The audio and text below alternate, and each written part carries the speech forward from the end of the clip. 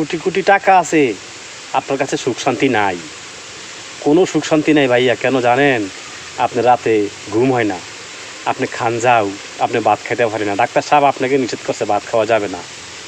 তাই তো বলি, যদি শান্তি আসে, শান্তি কিন্তু গাছতলায়ও আসে, পাঁচতলায় শান্তি থাকে না।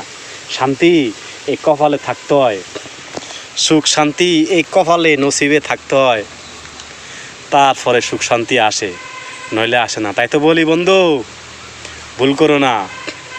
দ্বিতীয়বার আর একটা ভুল করছো বন্ধু, সারা জীবন পস্তাইবা। সারা জীবন বন্ধু তুমি কাজ করিয়া খাইতে হইব, মানুষের কাজ করিয়া খাইতে হইব, প্রতি দ্বারা দ্বারা যাইয়া ভিক্ষা করতে হইব। তুমি চিকিৎসার জন্য টাকাও পাইবা না, তোমার ছেলে সন্তান তোমাদেরকে দেখবে না, টাকা দিবে না, পয়সা দিবে না। তাই তো বলি, এই ভুলটা যেন দ্বিতীয়বারের জন্য না হয় বন্ধু। হ্যাঁ, কিন্তু